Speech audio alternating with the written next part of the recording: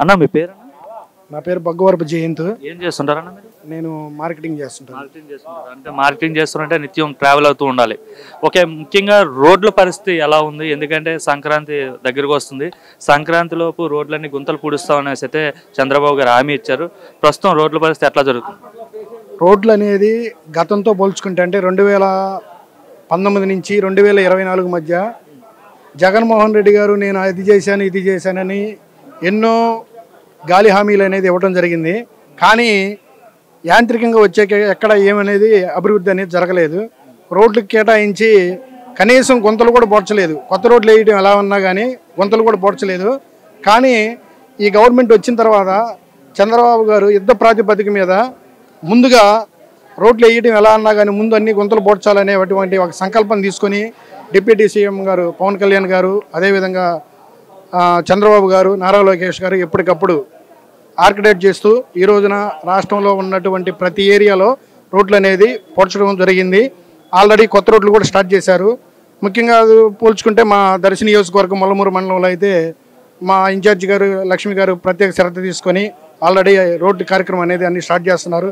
అదేవిధంగా సీసీ రోడ్లు, గ్రామాల్లో సీసీ రోడ్లు కూడా ఆల్రెడీ శాంక్షన్ చేసి ఆల్రెడీ మా ఊర్లో అయితే ముఖ్యంగా 4 రోడ్లు కూడా సీసీ రోడ్లు కంప్లీట్ చేశారు. మా మండలంలో దరిదాపు ప్రతి విలేజ్లో సీసీ రోడ్లు అనేది అన్ని టోటల్గా కంప్లీట్ అయిపోయినాయి. అదేవిధంగా మెయిన్గా ఏంటంటే ఈ రోజున రాష్ట్రంలో ఉన్నటువంటి గుంతల రోడ్లన్నీ పోడ్చాలంటే ఇది ఒక రోజుతో అయ్యే కార్యక్రమం కాదు. సంక్రాంతి నాటికి ఎస్పెషలీ నేను అనుకోవడం ఏంటంటే ఒక 50% వరకు మొత్తం కంప్లీట్ అవుతాయి అని నేను భావిస్తున్నాను.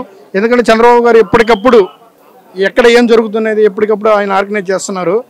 కాబట్టి గతంతో పోల్చుకుంటే ఇప్పుడు చాలా బెటర్ దాన్. ఎందుకంటే చంద్రబాబు గారు అంటేనే అభివృద్ధి, దానికి నాంది. దానికి తోడు అగ్నికి వాయువు తోడైనట్టుగా మన చంద్రబాబు గారికి పవన్ కళ్యాణ్ గారు తోడయ్యారు. ఎక్కడ ఏమైనా లోటుపాట్లు ఉంటే వాటన్నిటిని ఎప్పటికప్పుడు మేనేజ్ చేసుకుంటూ మన రాష్ట్రాన్ని అభివృద్ధి పదంలోకి తీసుకెళ్తున్నారు. గతంలో మరీ అంత అధ్వానంగా ఉండేవండి రోడ్లు? డెఫినెట్ అండి. ఎందుకంటే మా ఫ్రెండు వాళ్ళ మిస్సెస్ డెలివరీ అయితే నరసరావుపేట పక్కన నగిరికల్ నుంచి నరసరావుపేట రోడ్డు మార్గంలో వస్తుంటే ఆ సిజేరియన్ చేయాలని తొందరగా బ్లడ్ కావాలి డబ్బులు తీసుకొని రండి అని చెబితే అతను స్పీడ్గా వస్తున్నటువంటి తరుణంలో ఒక గుంతలో పడి అతను స్పాట్ డెడ్ అయ్యాడు. అతను చనిపోయేటువంటి టయానికి హాస్పిటల్లో వాళ్ళ మిస్సెస్ డెలివరీ అయ్యి అబ్బాయి పుట్టాడు.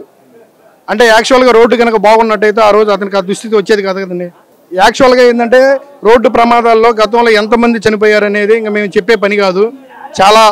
ఎందుకంటే రాష్ట్రం గత 5 సంవత్సరాలు దాచుకోవడం అనేది జరిగింది. ఎక్కడ జగన్మోహన్ రెడ్డి రోడ్ల పైన ఎక్కడ ప్రభుత్వం వాళ్ళు పట్టించుకోవాలి. వాస్తవంగా చెప్పాలి అంటే ఆ రోజున గత 5 సంవత్సరాల్లో ఏ శాఖకి ఏ మంత్రి అనేది కూడా ఎవరికి తెలియదండి.